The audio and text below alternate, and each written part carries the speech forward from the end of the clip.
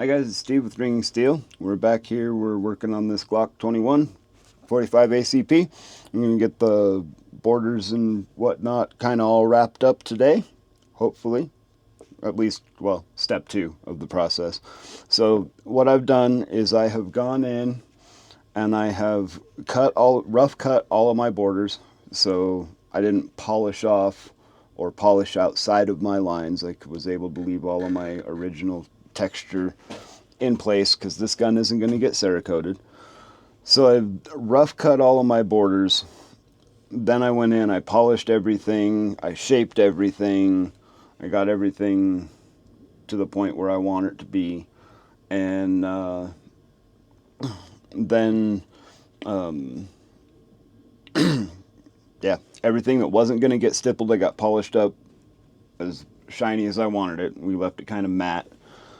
And now it is time. We're going to go in and we're going to relieve our borders so we can have this recessed border. Essentially what you want is you want your stippling to run down into the border and end up flush with the original surface of the firearm. If you don't understand what I'm talking about, check out my playlist at the end of this video. That's going to tell you how to practice and get good at doing this stippling stuff. So, also, stay tuned to the end of the video, and I will show you guys a special tool that I use that comes in very handy for a lot of the places, like here, here, here, here.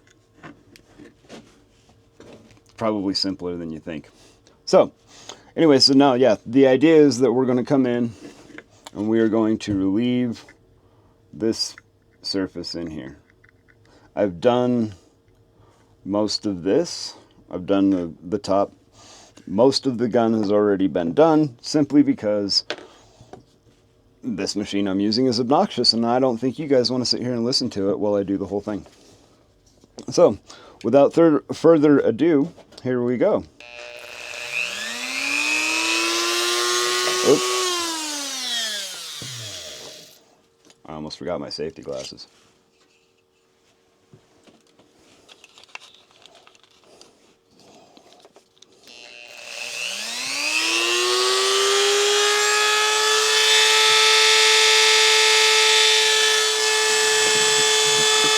So I'm just going to try to kind of get in here, and we're just going to erase that inside edge.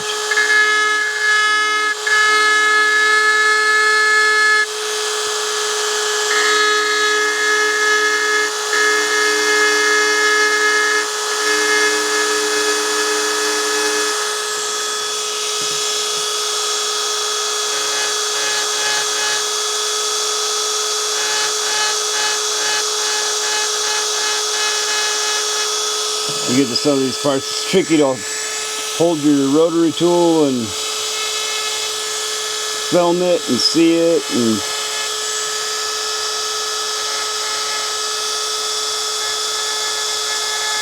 while I want you guys to be able to see this, it's more important to me to do a good job. So you'll be real careful in your corners.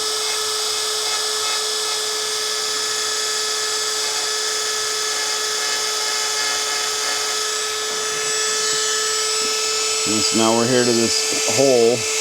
We're going to go up and around.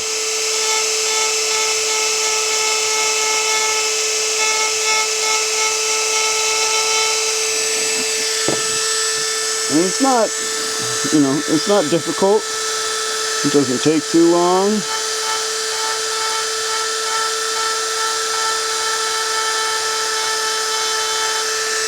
And it really adds a level of professionalism to your work.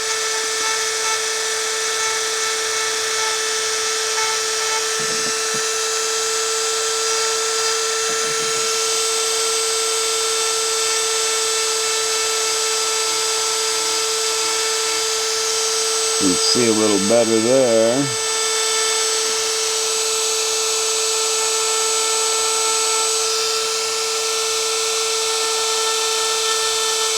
And this is going to eliminate that parallel line to your borders. Here, I gotta get off camera here to do this corner.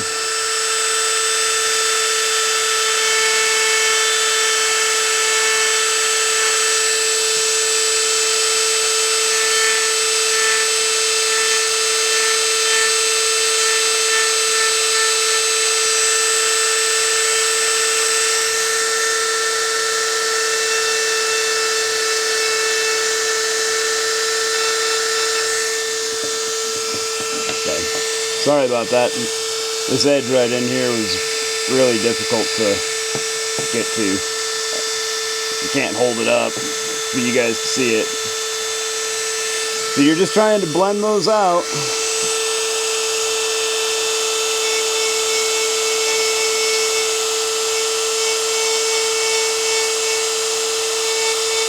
And it's not gonna, it doesn't have to be pretty because you're gonna stipple over it.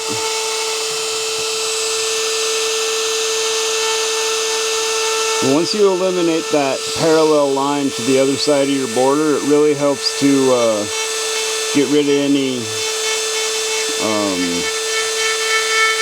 optical illusion as far as whether or not your lines are straight.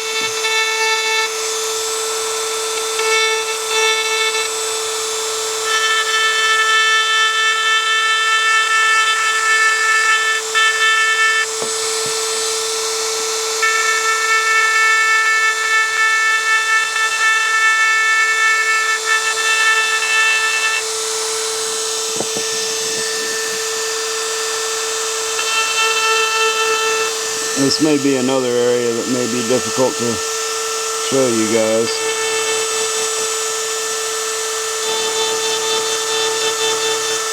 Maybe not, because it contours out quite a bit. And you'll see there's still some flashing and whatnot on the edges. I'm not too worried about that right now. Like I said, my lines are 90% there. I'm going to go in and I'm going to touch them up again. Just after I get rid of that optical illusion.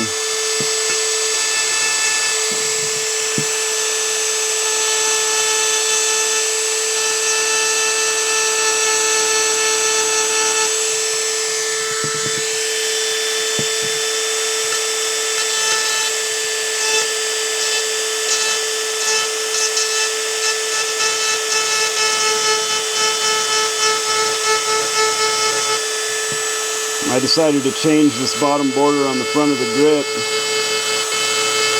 Since I had to remove an old border right there. Make it match the points and such a little better. Plus back here on the upper part of the back strap. So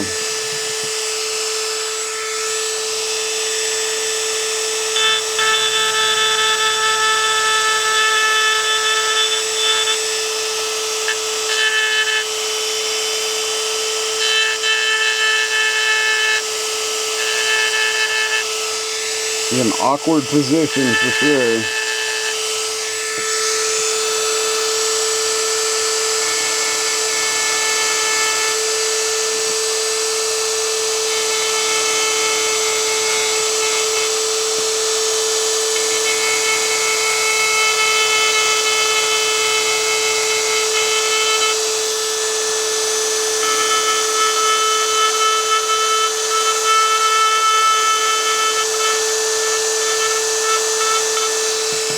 Okay.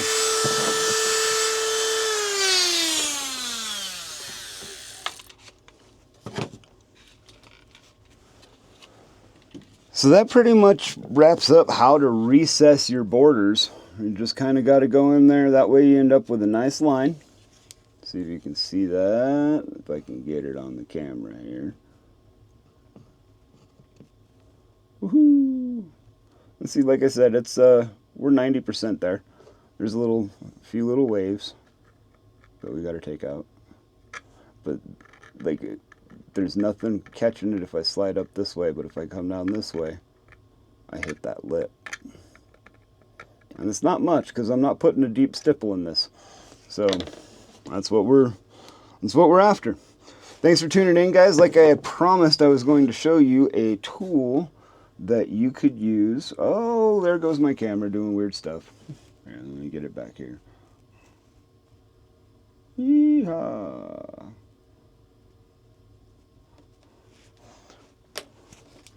Okay, a tool that you can use that is going to help you significantly in areas like the undercut down here, this part, the trigger bump right there, back on the beaver tail, sorry, right there. Basically any inside radius. And that is going to be this guy. Flip it around here so you can see it. So this is just your standard drill, doesn't matter, as long as it spins. That's the idea. So we'll step that aside. Now here, this is my polishing stick, my polishing rod. I've taken some 320 grit sandpaper, that's what I got on it right now. I wrapped it up and put a piece of tape around it. Hold it tight. You can put whatever grit sandpaper you want on it. It's just a strip of sandpaper. So what it is it's a piece of steel. I cut a slot down the middle, and then I put a little bit of brazing rod right there on the end. And all that does is grab a hold, let me get it back in there, grab a hold of that sandpaper, and as you spin it, and the more sandpaper you add, the bigger your drum gets. The less you add, the smaller your drum gets. You can use that with any grit sandpaper to get into those inside radiuses. Don't use it on flat stuff, folks. This is going to just make stuff wavy as all get out if you try to use it on anything flat. But inside radiuses, awesome tool. So, there you go, guys. Thanks for tuning in. We'll see you next time. We're going to fire up the iron on the next video and go ahead and do it's called stitching on the borders. And then we're stippling. So we're getting real close. We're getting real close. So you guys tune in. Don't forget to like, subscribe, all that fun YouTube jazz. I don't do much video editing, so sorry about that if that's not, your thing, but hopefully you guys learned something. Thanks for watching.